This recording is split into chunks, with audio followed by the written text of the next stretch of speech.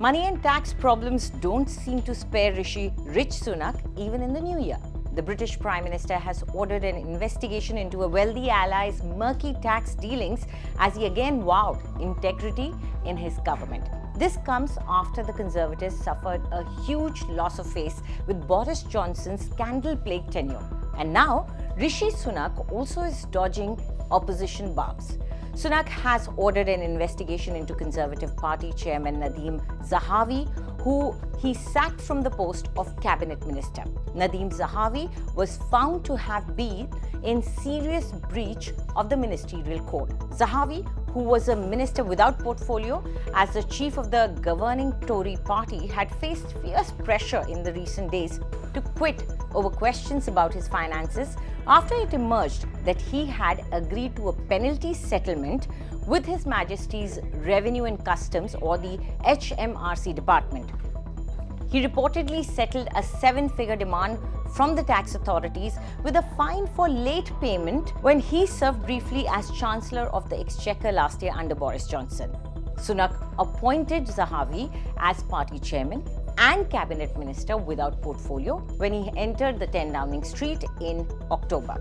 He deflected questions about Zahawi's activities prior to then, as concerns mounted about whether Johnson knew of the tax investigation when he appointed the Iraqi-born politician as Chancellor and head of the UK's tax authority.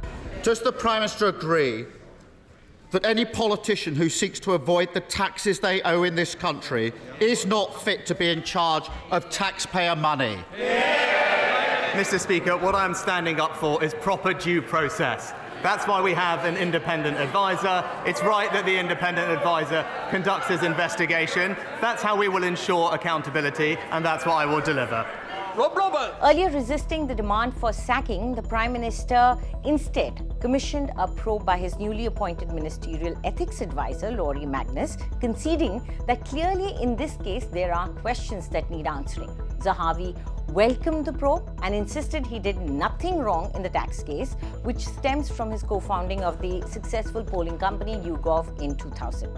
But opposition parties have pointed to his shifting explanations as more details have emerged in newspaper reports, and to his prior threats of libel lawsuits against journalists and a tax consultant who had been digging into the affair. Opposition Labour leader Starmer accused Sunak of extending Johnson's dismal record of scandal instead of helping people who are, as he says, struggling with their bills, struggling with their jobs, struggling with all the pressures that come about because of 13 years of Tory failure. Sunak has faced questions himself about his family's tax affairs after it emerged that his Indian wife Akshata Murthy had for years enjoyed non-domicile status, which shielded her from paying UK taxes on her overseas income from her family's Infosys business. As Chancellor under Johnson, Sunak was fined along with then Prime Minister for attending an illegal workplace party during a COVID lockdown.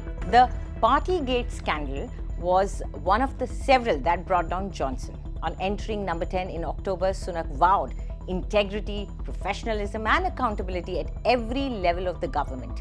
The allegations surrounding well-off individuals threatened to become a political distraction for Sunak as he battles to restore the Conservative standing in the polls in the midst of Britain's worst cost of living crisis in decades.